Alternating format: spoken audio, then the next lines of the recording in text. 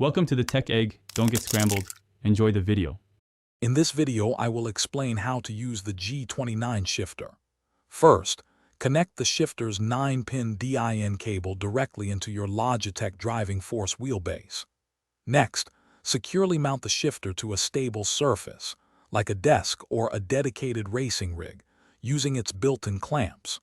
Finally, ensure your game recognizes the shifter and calibrate it within the controller settings for optimal performance.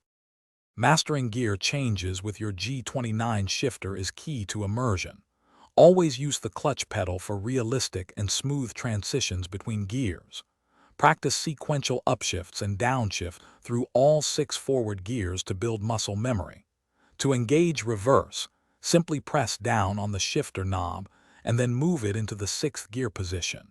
This ensures you are always in the correct gear.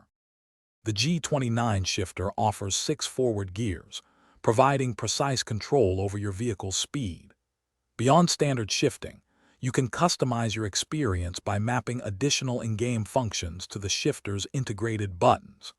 This allows for quick access to features like headlights or wipers. Remember to fine-tune the shifter's sensitivity and dead zones within your game's controller settings for a truly personalized feel. To ensure your G29 shifter lasts for many years, proper maintenance is essential. Regularly clean the shifter mechanism to keep it free from dust and debris, which can affect its smooth operation. Always avoid applying excessive force when changing gears. A gentle, firm motion is sufficient. When not in use, store your shifter in a safe, dry place to protect it from potential damage. This will extend its lifespan. Thanks for watching. Consider subscribing if I helped unscramble your problems.